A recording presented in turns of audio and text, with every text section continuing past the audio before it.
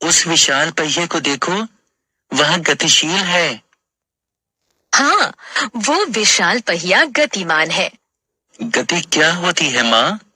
गति भौतिक विज्ञान का एक महत्वपूर्ण अध्याय है। इस संसार में हर चीज गतिशील है। वो कैसे? हालांकि वो बहुत कम और बहुत धीरे धीरे गतिमान हो सकती है, लेकिन हर चीज गतिशील होती है। लेकिन मैं तो गतिशील नहीं हूँ। यद्यपि तुम खड़े हुए प्रतीत होते हो, लेकिन पृथ्वी सूर्य के चारों तरफ घूम रही है और सूर्य हमारी आकाश गंगा के चारों तरफ घूम रहा है। गति कभी नहीं रुकती। माँ, मैं गति के बारे में और अधिक जानना चाहता हूँ। कृपया मुझे बताओ। ठीक है, चलो पहले घर चलते हैं, फिर मैं तुम्हें गति के बारे में बताऊंगी। उद्देश्य। इस पाठ के अंत में आप निम्न करने में सक्षम हो जाएंगे।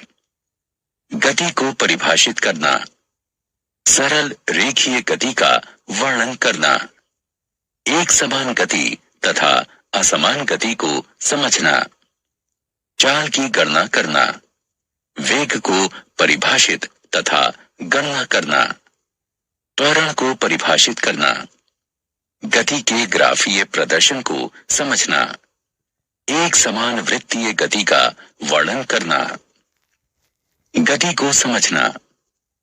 गति दर्शक की स्थिति पर निर्भर करती है। उदाहरण के लिए हम देख सकते हैं कि एक वाहन धरातल के सापेक्ष गति में है। विभिन्न दर्शक किसी वस्तु की गति को अपने अनुसार देख पाते हैं। या फिर हम कह सकते हैं, अगर कोई वस्तु गतिमान है तो उसकी स्थिति दर्शक के सापेक्ष परिवर्तित होती है। एक घूमती कुर्सी, एक झूला, एक उछलती गेंद गतिशील वस्तुओं के उदाहरण हैं। पृथ्वी का सूर्य के चारों तरफ अपनी कक्षा में घूमना भी गति कहलाता है। सरल रेखीय गति।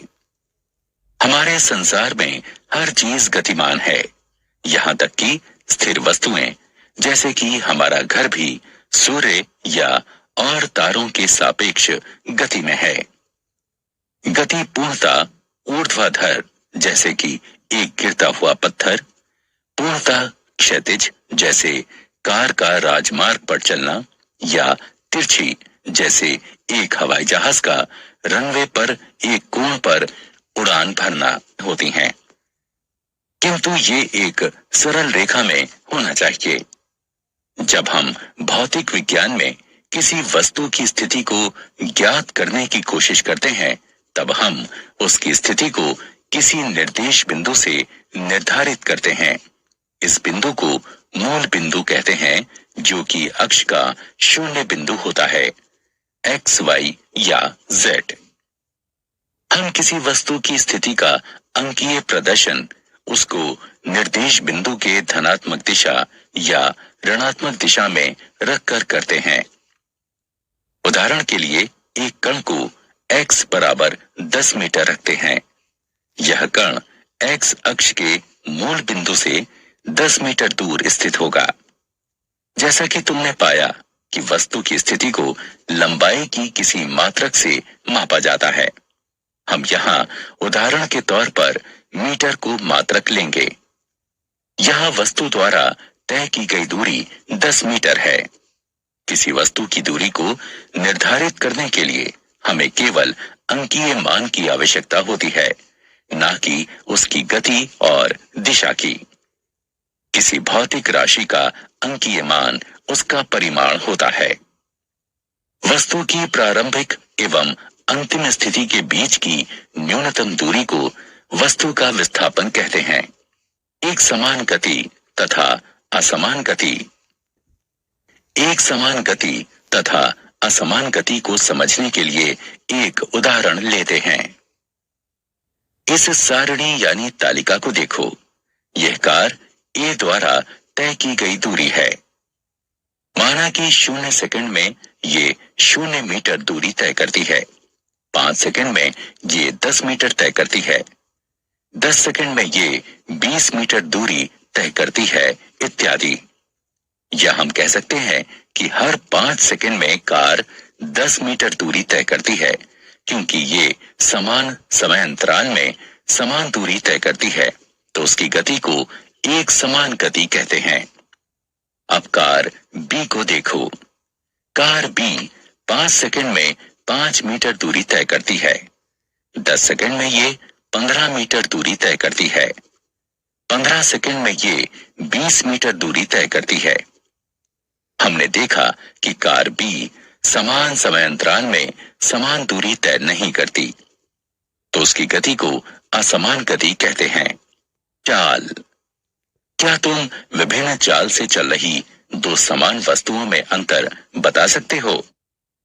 जैसा कि हम सब जानते हैं कि समान समय में वो वस्तु अधिक दूर जाती है जो कि तेज चलती है या तेज चाल से चलती है, बजाय उस वस्तु के जो धीरे चलती है। चाल में दूरी एवं समय दोनों साथ साथ होते हैं। तेज का मतलब या तो दूर, ज्यादा दूरी या जल्दी यानी कम समय से होता है। किसी वस्तु की चाल को दुगना करने का मतलब होता है कि समान समय में दुगनी दूरी तय करना। किसी वस्तु की चाल को दुगना करने का मतलब निर्धारित दूरी के लिए आवश्यक समय को आधा करना भी होता है। वस्तु द्वारा इकाई समय में तय की गई दूरी के उपयोग से उस वस्तु की गति की दर प्राप्त की जा सकती है। चाल का मात्रक मीटर प्रति सेकंड होता है। इसे इस चिन्ह द्वारा प्रदर्शित किया जाता है। अधिकतर अवस्थाओं में वस्तुएं असमान गति में होती हैं, इसलिए हम उन वस्तुओं की गति की दर को उनकी औसत चाल के रूप में व्यक्त करते हैं। वस्तु की औसत चाल उसके द्वारा तय की गई कुल दूरी को कुल समय अवधि से भाग देकर प्राप्त की जा सकती है। यदि एक वस्तु t समय में s दूरी तय करती है तो इसकी चाल v बराबर s बटे t होगी। दिशा के साथ चाल। एक निश्चित दिशा में चाल को वेग कहते हैं। किसी वस्तु की चाल व्यक्त करती है कि वह कितनी गति से चल रही है, जबकि वेग वस्तु की चाल एवं दिशा दोनों को दर्शाता है। एक समान वेग के लिए वस्तु को नियत चाल से निश्चित दिशा में चलना चाहिए। इसकी गणना औसत चाल की गणना के समान ही होती है। औसत वेग को प्रारंभिक वेग और अंतिम वेग के अंकगणितीय माध्य के द्वारा प्राप्त किया जा सकता है। औसत वेग बराबर प्रारंभिक वेग जमा अंतिम वेग बटे 2। गणितीय रूप में VAV बराबर U जमा V बटे में 2, जहां VAV औसत वेग है, U प्रारंभिक वेग है तथा V वस्तु का अंतिम वेग है। चाल तथा वेग दोनों का मात्रक समान अर्थात मीटर प्रति सेकंड होता है। वेग में परिवर्तन की दर। वस्तु के प्रति इकाई समय में वेग परिवर्तन की माप को त्वरण कहते हैं। एक दिशा में त्वरण वस्तु की गति के बढ़ने या घटने का माप है। त्वरण वेग के परिमाण एवं दिशा में परिवर्तन की दर को व्यक्त करता है। त्वरण का मात्रक मीटर प्रति वर्ग सेकंड है। वस्तु के प्रति इकाई समय में वेग परिवर्तन की माप है, अर्थात त्वरण समय अवधि में वेग परिवर्तन के बराबर होता है।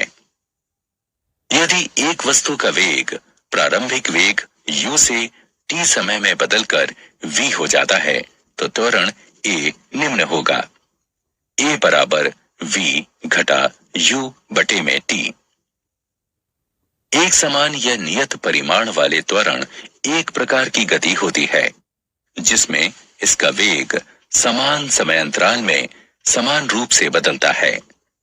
दूसरी ओर यदि एक वस्तु का वेग असमान रूप से बदलता है तो वो असमान त्वरण से चलती है। उदाहरण, चलो एक रेसिंग कार का उदाहरण लेते हैं। यह प्रारंभ से अंतिम तक 10 मिनट या 0.17 घंटे में 23 किलोमीटर दूरी तय करती है। हमको इसकी औसत चाल तथा औसत वेग की गणना करनी है। हमें पता है कि औसत चाल तय की गई कुल दूरी को कुल समय अवधि से भाग देकर प्राप्त किया जा सकता है।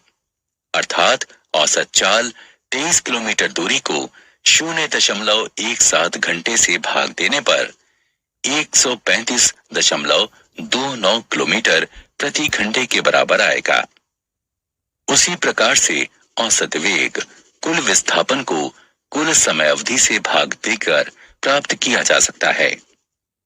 जैसा कि हम चित्र में देख सकते हैं कि कुल विस्थापन 4 किलोमीटर है।